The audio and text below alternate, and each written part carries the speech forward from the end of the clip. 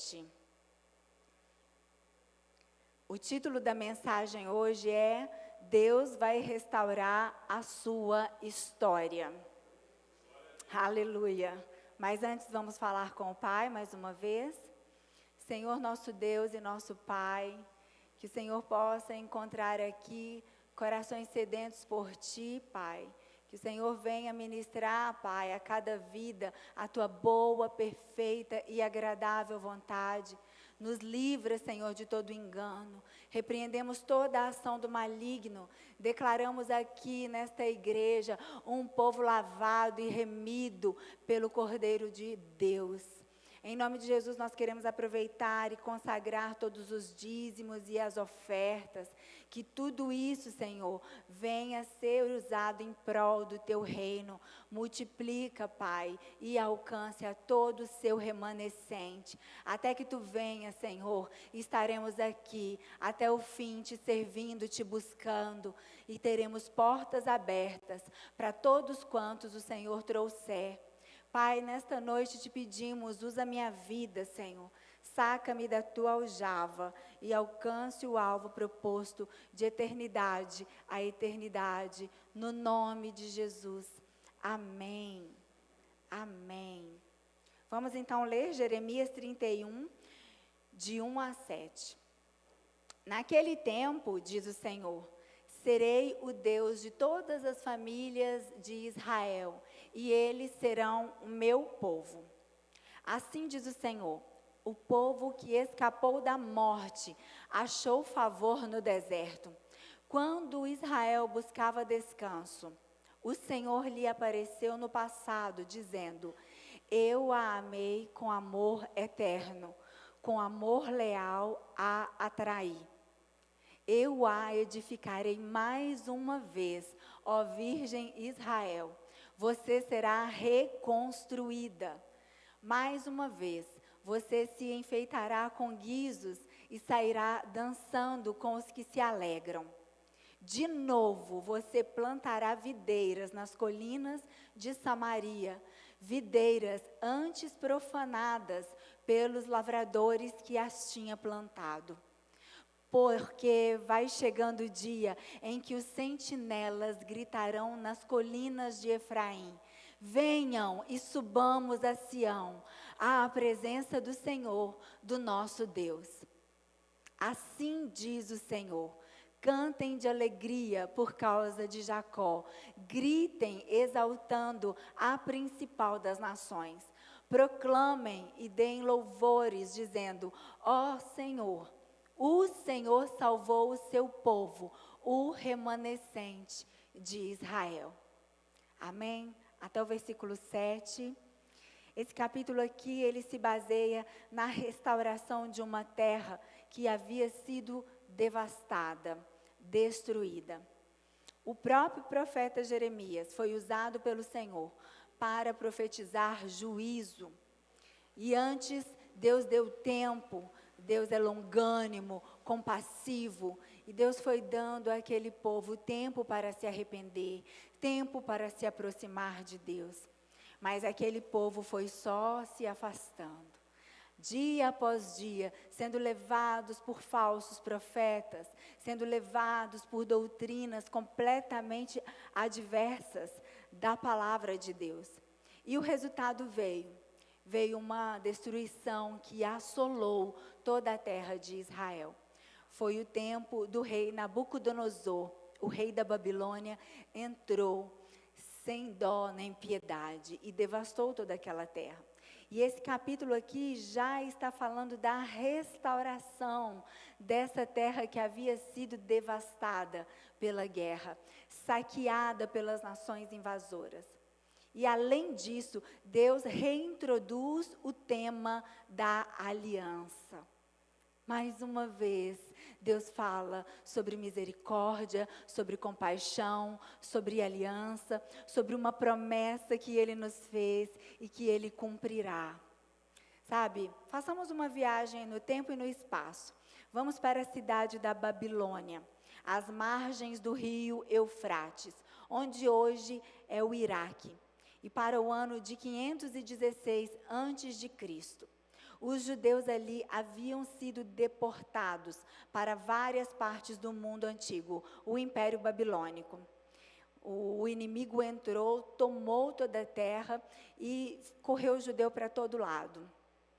Muitos foram levados cativos para a Babilônia, outros foram dispersos para outros lugares, e os que ficaram na terra eram os que não ofereciam nenhum tipo de ameaça para a Babilônia. Eram os mais fracos, pobres, doentes, e ali nós vemos que há muito tempo não tocavam suas harpas, nem cantavam seus salmos, por causa da dor em suas lembranças.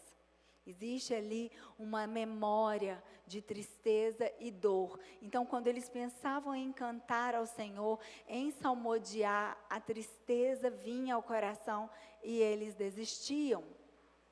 Mas agora, aqui exatamente nesse momento dessa palavra de Jeremias, nós vemos que a profecia se cumpriu e eles estavam começando a voltar para Israel depois de 70 anos do exílio. O exílio babilônico durou 70 anos e foi profetizado. E aqui agora eles estavam alvoroçados, porque o tempo do sofrimento havia se cumprido. E agora eles estavam arrumando as malas para voltar para casa, cheios de expectativa e com uma palavra de restauração. A palavra do Senhor chegou a eles de uma maneira tão forte, que as lembranças ruins tinham ficado para trás. Voltaram a cantar, voltaram a salmodiar, porque havia uma palavra liberada sobre eles, e já despontava no cenário um novo tempo de restauração. Eu queria trazer para nós essa realidade, porque este aqui é o povo do Senhor, e nós somos o povo do Senhor. Todos ali sabiam da humilhação pela qual seus pais e avós passaram quando Nabucodonosor, rei da Babilônia, cercou Jerusalém, derrubou seus muros, incendiou o templo, o palácio real, todas as construções e levou para o exílio quase toda a população, deixando apenas os mais pobres no país. Todos sabiam, mas agora chegou o momento de trazer à memória o que dá esperança. Talvez, se a gente sentar para tomar um café, se um dia você tiver um tempo para contar a sua história, você vai ter alguns momentos de tristeza para contar. Você vai ter lembranças ruins de coisas que te fizeram, de traições, ou de prejuízos, de enfermidades, situações familiares, abandono, rejeição. Todos nós, toda a humanidade experimenta essas coisas, mas existe sobre nós uma palavra de vida, uma palavra de restauração, um chamado à esperança, uma esperança viva, uma esperança diferente, algo que brota no nosso espírito. E quando olhamos para esse cenário de guerra, de tristeza, de dor, nós também podemos olhar para os nossos dias e vemos isso acontecendo. Em nossa história recente, nossos olhos viram vídeos, nós tivemos acesso a imagens terríveis de algo similar a este tempo babilônico, que foi o 7 de outubro de 2023. Quando um ataque ao sul de Israel aconteceu, feito por terroristas do grupo Hamas. Cerca de 30 localidades, entre Kibbutzim, Moshavim, cidades como Ashkelon, Sderot e uma rave no deserto do Negev. Todos esses lugares foram atacados por horas. O inferno pôde ser visto. Maldade de um nível que nós não conhecemos na nossa geração. Requintes de crueldade. E a pergunta que não cala é: por que, Senhor? Por que o Senhor permite? Por que tudo isso acontece? E a palavra nos mostra histórias, assim, como que Deus desenhando. Porque vocês se afastaram de mim. porque vocês escolheram caminhos que levaram a esse resultado, a este contexto. De novo, nosso livre-arbítrio é um acesso, é uma virada de chave, é uma decisão de onde você quer chegar, o que você deseja ser, aonde você precisa ir. A fome nos dias do exílio babilônico, ela era tão grande que a Bíblia diz que os bebês e as crianças desmaiavam nas esquinas das ruas e que mulheres cozinhavam seus próprios filhos, estes que morriam de fome, passavam a alimentar aqueles que não queriam morrer. Está aqui, ó, no livro de Lamentações. Vamos para Lamentações 2, de 19 a 22. Levante-se, grite no meio da noite, quando começam as vigílias noturnas, derrame o seu coração como água na presença do Senhor. Levante para Ele as mãos em favor da vida de seus filhos, que desmaiam de fome nas esquinas de todas as ruas. Olha, Senhor, e considera a quem trataste dessa maneira. Deverão as mulheres comer seus próprios filhos, que elas criaram com tanto amor? Deverão os profetas e os sacerdotes serem assassinados no santuário do Senhor? Jovens e velhos espalham-se em meio ao pó das ruas. Meus jovens e minhas virgens caíram mortos à espada. Tu os sacrificaste no dia da tua ira. Tu os mataste sem piedade. Como se faz a convocação para um dia de festa, convocaste contra mim terrores por todos os lados. No dia da ira do Senhor, ninguém escapou nem sobreviveu. Aqueles dos quais eu cuidava e que eu fiz crescer, o meu inimigo destruiu. Aqui nós podemos ver uma realidade de que a ira do Senhor existe. Porque esse Deus que é amor, também é justiça. E entre o amor e a justiça tem a ira. É simples de entender. Você ama muito um filho. Se alguém fizer um mal a ele, o que vai surgir dentro de você? Ira. Então, quando nós olhamos para toda a história da humanidade, vemos que Deus sempre quis abençoar, Deus sempre quis seus filhos felizes, comendo do melhor da terra, desfrutando de paz, de alegria, de esperança. Mas porque o pecado entrou e o homem decidiu viver a revelia de Deus, nós percebemos que a maldição chegou para assolar o homem.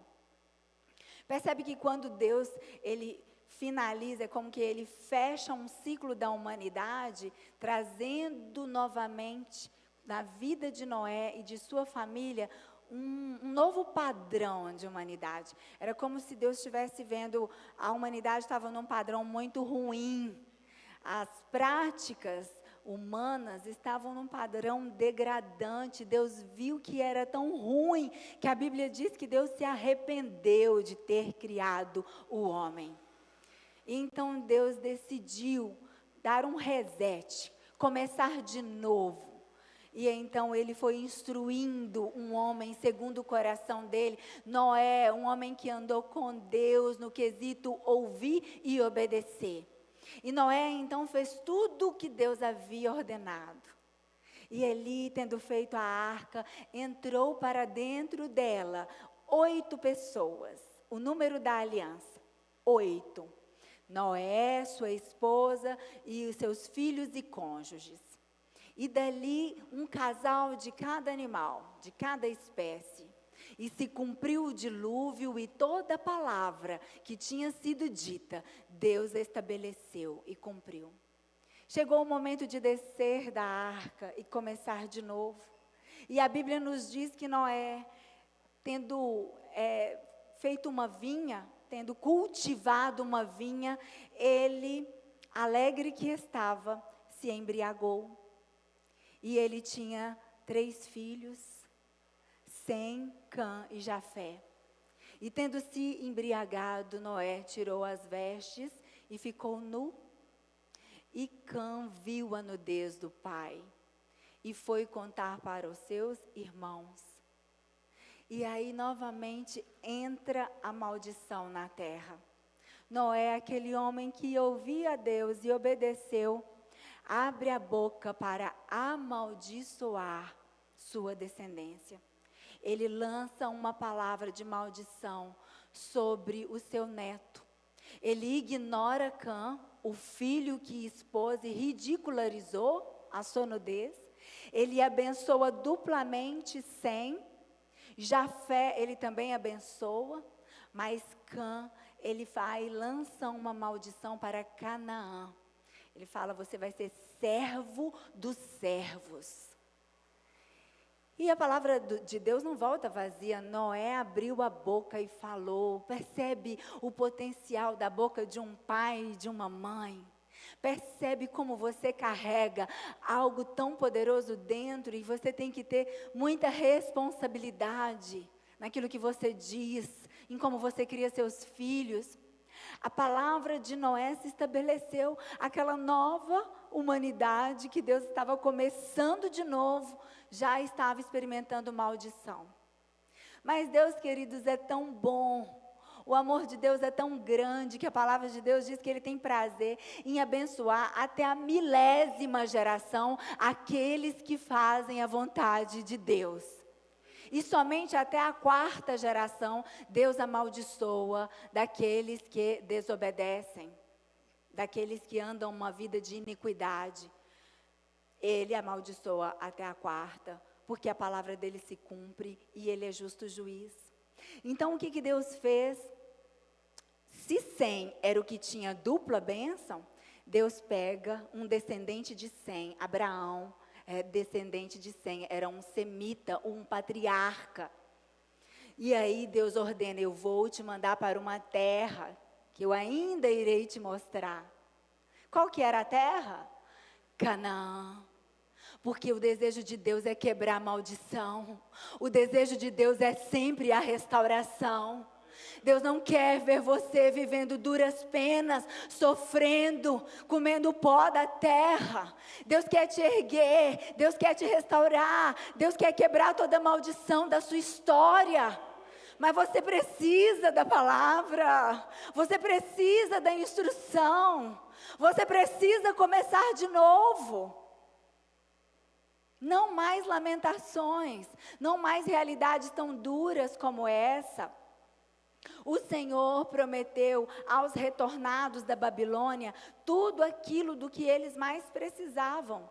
Ele prometeu amor, perdão, libertação, cura, pastoreio, reconstrução, renovação da aliança, do ânimo e da alegria. Deus promete isso para nós todos os dias. A cada manhã as misericórdias dele se renovam.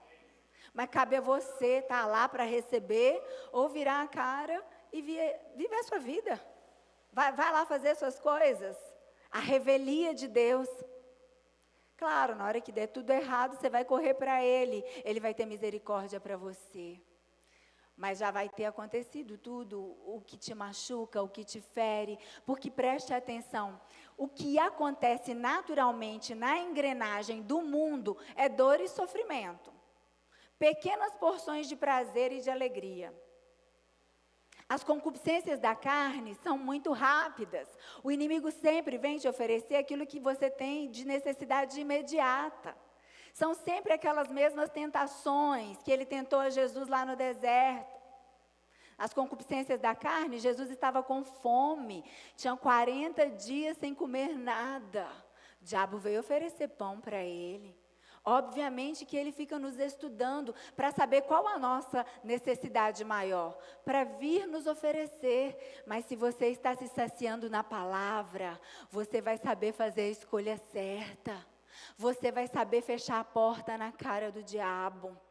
Sabe, é necessário entender que o que o Senhor nos prometeu tem a ver também com decisões nossas.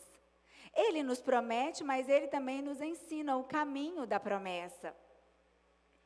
E aqui nós vemos que este povo escolheu trazer à memória aquilo que dá esperança. Quando eles viram que estava tudo perdido, parecia que não tinha sofrimento maior do que aquilo que eles estavam vivendo. Eles se lembraram do Senhor. Lamentações 3:21 diz: quero trazer à memória aquilo que me dá esperança.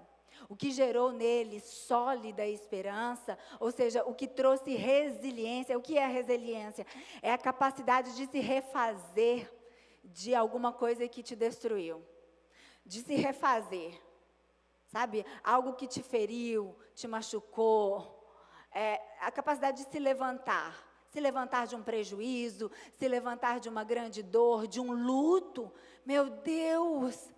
Sim, queridos, dói muito perder os nossos amados entes queridos, mas você tem que ser capaz de se levantar desses escombros. O tempo do luto, ele tem início, meio e fim. Deus já. Você está vivo, tem a vida de Deus para você desfrutar. Chega o tempo de trazer à memória o que dá esperança. Isso se chama resiliência. Foram as ternas palavras de Deus, contidas no livro de Jeremias, que deu força a esse povo abatido para se levantarem. Então chegou o grande dia. O Senhor prometeu a eles que retornariam para a Babilônia, e tudo aquilo aconteceu. Presta atenção aqui, a restauração não é uma probabilidade, ela é certeza. Ela é certeza. Está agendada no cronograma de Deus. Quando Deus decide, Ele não volta atrás. Deus faz o que quer, e quando Ele decide, ninguém e nada pode impedi-lo.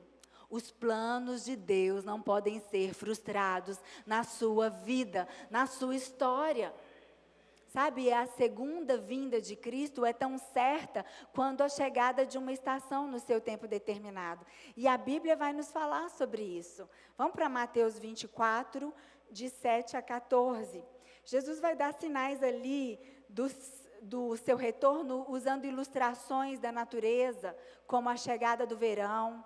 Olha aqui, vamos ler. Nação se levantará contra nação, e reino contra reino. Haverá fomes, terremotos em vários lugares.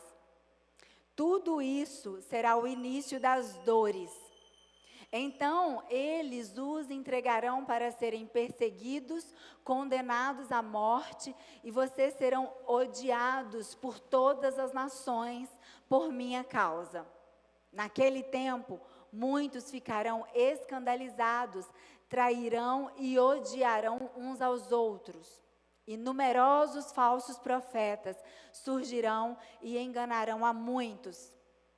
Devido ao aumento da maldade, o amor de muitos esfriará. Mas aquele que perseverar até o fim será salvo.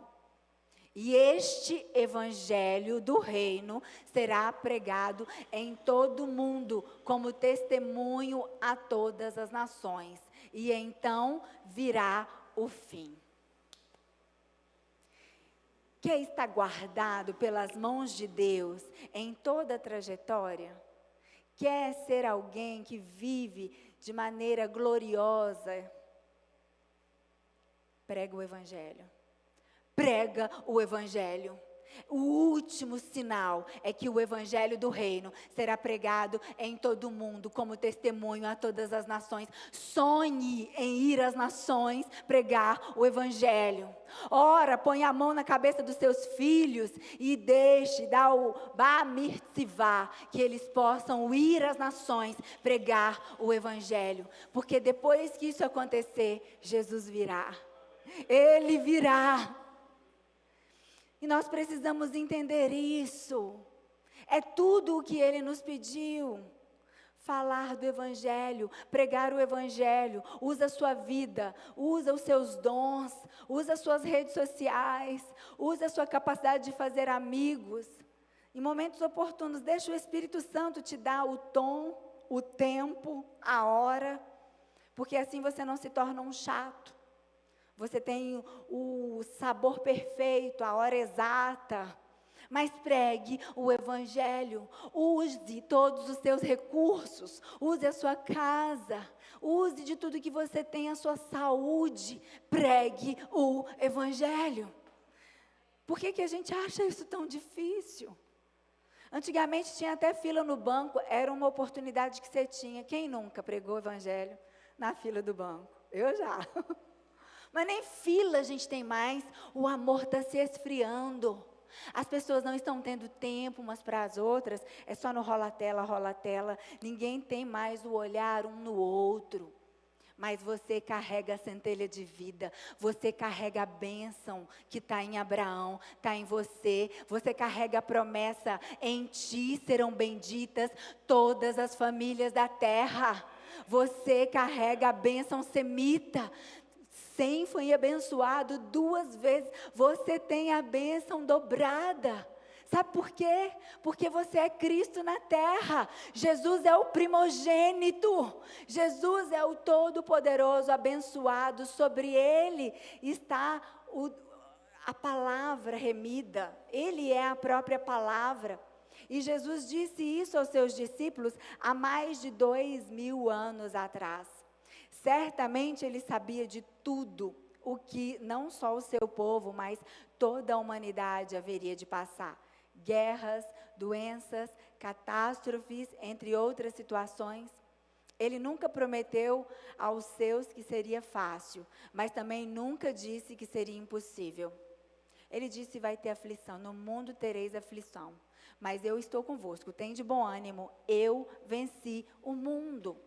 Então, enquanto você estiver pregando o Evangelho, ainda que venham aflições, você está sendo restaurado em tempo contínuo. Deus está cuidando da sua vida, Deus está cuidando das suas finanças, Deus está cuidando do seu futuro. Você não precisa temer.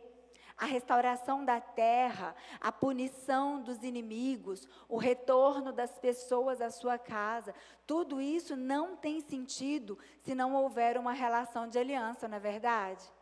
Sabe o que eu acho mais lindo no povo judeu? Teve a diáspora e quando eles puderam, todos voltaram à terra. Voltaram para começar do nada. Quando foi estabelecido o Estado de Israel, vieram judeus do mundo inteiro para começar de novo. Sabe por quê? Por causa de uma aliança, por causa de uma palavra. Nós precisamos ter esse caráter de aliança, sabe? E a restauração vem quando o caráter da aliança está em nós.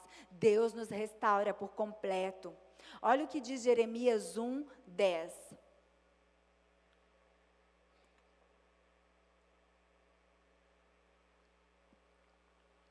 Veja, eu hoje dou a você autoridade sobre nações e reinos, para arrancar, despedaçar, arruinar e destruir, para edificar e plantar. Pode deixar esse versículo aí. Quantos verbos, hein? Arrancar, despedaçar, arruinar e destruir. Edificar e plantar. Parece que são 2 grupos de palavras. Esse primeiro são palavras mais difíceis, né? Arrancar, despedaçar, arruinar e destruir, para depois edificar e plantar. Assim é a nossa vida. Quantas coisas precisa ser mudada? Arranque da sua mente, do seu coração, fortalezas espirituais malignas. Sabe? Ele fala que nos constitui com uma autoridade sobre nações e reinos. Está sobre nós essa autoridade. Essa autoridade o inimigo não tem. Satanás não tem autoridade como nós temos. Em Cristo Jesus foi restaurada a autoridade do homem. Você carrega poder para transformar a realidade, mas passa pelo crivo da sua mente. Se a sua mente está cheia de fortalezas malignas, as suas palavras não poderão ajudar, mas serão para a destruição. Você tem que mudar dentro da sua mente. Romanos 12:2, vamos ver. Eu não tinha colocado aí não, mas é aquela que: não vos conformeis com este mundo, com este século. Não se amoldem ao padrão deste mundo, mas transformem-se pela renovação da sua mente, para que sejam capazes de experimentar e comprovar a boa, agradável e perfeita vontade de Deus. Então você para de pôr a culpa em Deus e começa a entender que muitas das coisas ruins foi porque a sua mente está cheia de fortaleza maligna, que precisam ser arrancadas, destruídas, desfeitas. Porque se você tiver a sua mente renovada, você vai experimentar a boa, perfeita e agradável vontade de Deus, ponto. É uma realidade. Então começa limpando o que Deus está mandando você limpar. É hora de limpar a sua mente. E aí, depois que você limpa o terreno, é hora de plantar boas sementes, sentimentos, pensamentos bons, construir uma vida firmada na palavra de Deus. Isso leva tempo, queridos. A gente tem mania de pensar que no mundo espiritual é tudo no automático. Não é não. É o incrível poder de fazer um pouco todos os dias. É o incrível poder de ler a Bíblia todos os dias. É o incrível poder de fazer oração todos os dias. É isso que vai mudando a sua mente. É o incrível poder de se desfazer dos hábitos ruins todos os dias. O processo de renovação da mente nada mais é que aprender a pensar adequadamente. Precisamos analisar, examinar tudo aquilo que nós acreditamos e alinhar o que pensamos com o que a palavra diz. Muitas pessoas estão aprisionadas na armadilha de uma vida insegura porque acreditaram em mentiras. Se ao menos acreditassem na palavra do Senhor. O inimigo, ele é tão astuto que ele sabe que algumas pessoas, é só dar um burburinho, é só vir más notícias, que a pessoa já fica desorientada, atirando para todos os lados. Seria necessário só uma oração e buscar direção no Senhor, mas não fez isso. Já ligou para todo mundo, contou o problema para todo mundo, piorou a situação. Porque a Bíblia está dizendo que o amor está se esfriando. Você acha que as pessoas se importam de fato com os seus problemas? Tem certeza? Não tenha tanta certeza. O mundo está cada dia pior. Se tem um lugar ainda que a gente pode confiar é na igreja, mas também o cerco está fechando, está afunilando. Deus está tirando uma igreja de dentro da igreja. Porque a palavra está se cumprindo. A Bíblia é a verdade sobre todas as coisas, principalmente sobre nós. Nós fomos feitos à imagem e semelhança de Deus. Então, as prisões na nossa mente precisam ser retiradas como? Você começa a ler a palavra. Aí a Bíblia diz que você é um filho de Deus, que você precisa largar toda a idolatria. A Bíblia diz que, Maria não verteu nenhum sangue por mim. Nem Paulo, nem João, só Jesus. Não existe outro nome que importa para que eu seja salvo. Vai cair nas fortalezas. Ai, mas meu pai e minha mãe me passaram, eu fui consagrada ao santo tal, a não sei mais o quê. Isso é idolatria. Mas você tem autoridade em nome de Jesus para desfazer isso, para quebrar essa maldição na sua vida. Chega de dor, chega de sofrimento, manda o tranca-rua embora, mas primeiro tem que aplicar a palavra. A palavra tem poder para quebrar toda a maldição. Mas você vai precisar de vivê-la. Vamos para Filipenses 4:8. Finalmente, irmãos, tudo o que for verdadeiro, tudo o que for nobre, tudo o que for correto, tudo o que for puro, tudo o que for amável, tudo o que for de boa fama, se houver algo de excelente ou digno de louvor, pensem nessas coisas. Resumo, pense em Jesus. Acorda pensando em Jesus. Acorda clamando nele. Vai fazer alguma coisa? O que o Senhor faria, Jesus? Me ajuda, Senhor, eu estou indo ali resolver uma questão complicada do meu trabalho. Como que eu devo fazer? Que não seja mais você, mas que Cristo viva em você. e você vai ver as coisas sendo transformadas, as fortalezas caindo. Não se engane, uma fortaleza não é edificada de um dia para o outro. Você passa num terreno baldio, passa aqui nesse lote, está um matagal, se Deus quiser, pastor, mês que vem tira esse mato daqui. Está esse mato, você não consegue no outro dia ver um edifício. Consegue? Não. Vai construindo aos poucos. Limpa o terreno, depois edifica, faz a fundação, depois é tijolo, construção, vem projeto. Se for na rocha, ô glória, vai ser felicidade para você, vai colher frutos bons, o resultado virá. Mas o império das trevas também está edificando. O império das trevas também está fazendo. E fortalezas malignas são edificadas em mentiras.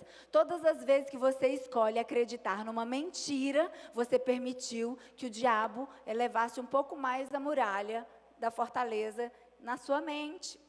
Ele é o pai da mentira. Então, toda verdade destrói força do império das trevas.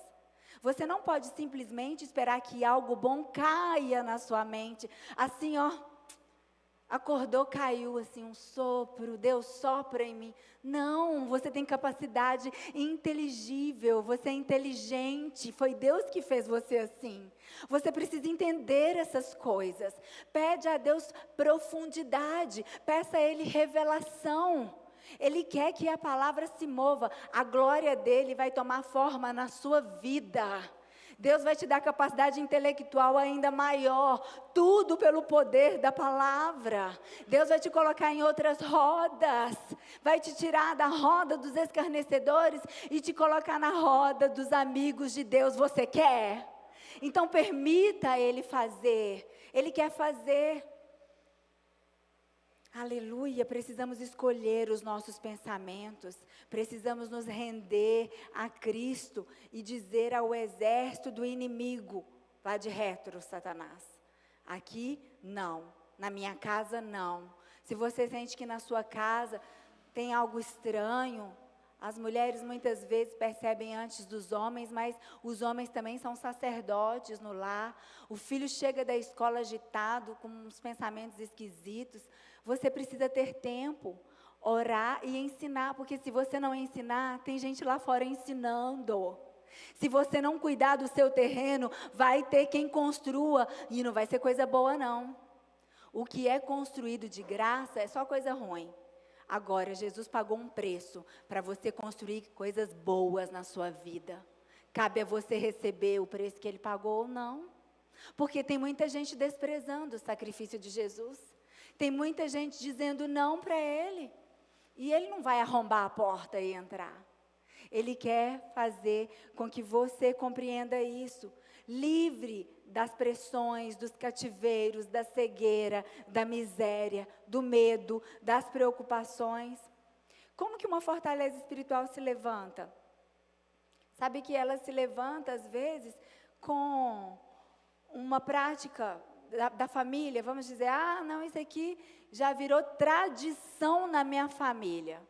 Se é uma coisa boa, ok. Mas se é uma tradição que está vindo para a destruição, você pode quebrar esse ciclo. Não, na minha família todo mundo adoece, todo mundo tem essa doença. Você tem o sangue do Cordeiro sobre a sua vida. Você pode quebrar esse ciclo. Você pode dizer todos os dias: meu corpo é templo do Espírito. Eu vivo para a glória de Deus. E os meus dias estão contados. Enquanto eu estiver de pé, tem propósito. Eu vou pregar o Evangelho. Eu tenho certeza que Deus vai multiplicar seus dias. Porque Ele está encontrando poucos que estão desejosos de fazer isso. Então, aqueles que dizem, eis-me aqui de verdade, você acha que Deus vai desperdiçar? Eu acho que não, queridos. Jesus Cristo veio para desfazer todas as fortalezas do diabo. Ele veio para libertar o cativo do seu cativeiro, o oprimido da opressão. Mas toda vez que a verdade de Deus é trocada pela mentira, se estabelece uma fortaleza. Você vai falar com seu pai, com sua mãe: sinto muito, pai e mãe, mas eu não acredito mais nisso. Eu resolvi ler a Bíblia. E eu queria muito que vocês também aprendessem, porque eu amo vocês.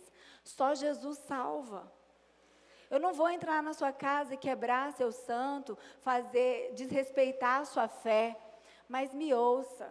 Só Jesus tem poder para naquele dia te levar junto para o Pai. Simples assim. Pode existir resistência? Sim, Jesus falou que não seria fácil. Mas só é o único caminho que nós devemos seguir. É o caminho de Jesus. Ele é a verdade e nós precisamos segui-lo. Ele é a vida, Ele é o caminho. Toda vez que a verdade de Deus, então, se estabelece na nossa vida, é quebrado todo o engano. Vamos para Efésios 4, 22. Redobre sua atenção, estamos caminhando para o final da mensagem.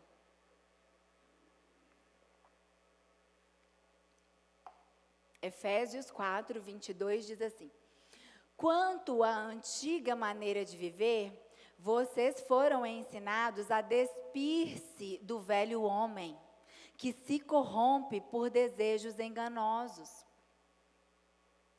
Olha só, eu entendo que esse despir-se tem a ver com práticas antigas, formato de pensamento. Se você veio para Cristo e não mudou nada no seu modo de pensar e nas suas práticas, tem alguma coisa de errado. Isso é geral, todos nós estamos sendo confrontados, todos nós. Não é só você que vai ter que mudar suas práticas e a sua mente, eu, seu irmão do outro lado, todo aquele que foi enxertado na videira, todo aquele que foi incluído no corpo de Cristo, tem que passar por essa transformação. Nós temos um velho homem que nos acompanha, é a carne que não converte. E no momento em que conhecemos a verdade e escolhemos, as fortalezas são destruídas. Tudo que contraria a palavra de Deus passa a nos incomodar. Aí você começa a ser ainda mais minucioso. É a lâmpada mesmo, é a luz. Coisas que antes você nem enxergava, você começa a enxergar e fala: meu Deus, eu preciso parar de fazer isso. Antes você fazia, nem se entristecia.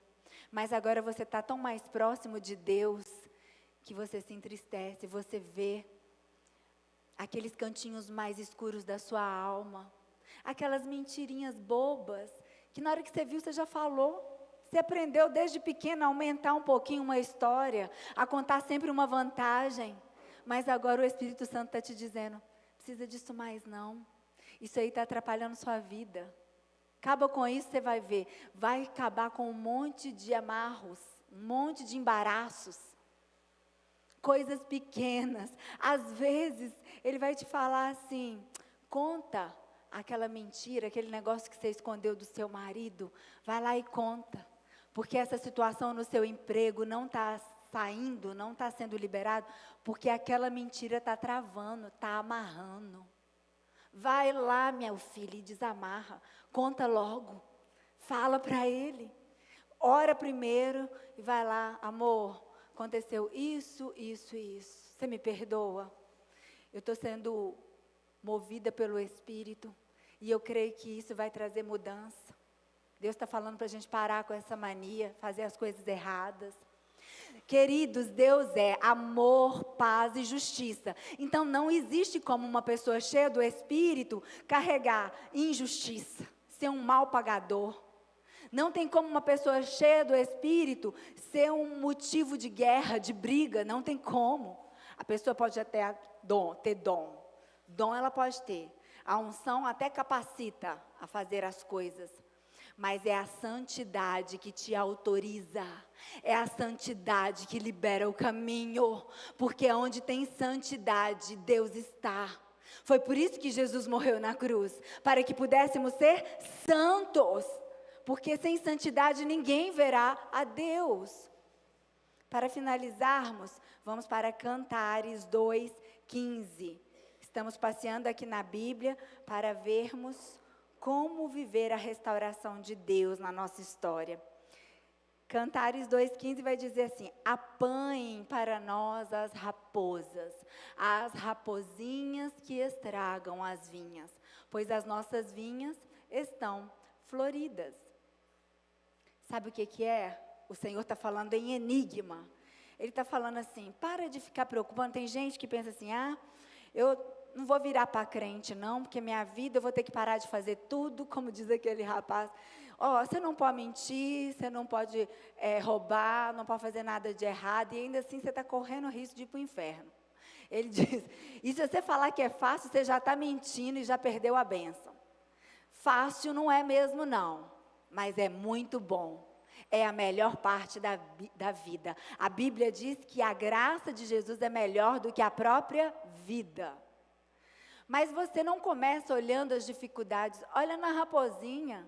Sabe por quê? Deus não vai te exigir coisas grandes de imediato. Ele vai te levando, é um processo. Ele vai te levar primeiro a fazer as coisas que estão ao seu alcance. E aí Ele vai te levando para um novo nível. É só você dar as mãos a Ele e seguir. É maravilhoso, porque é Ele contigo no caminho. Amém? O Evangelho de Jesus é algo simples e puro. Mas é imprescindível acreditar na palavra e em tudo o que ela diz. Porque ela é o próprio Cristo, o Verbo que se fez carne. Você pode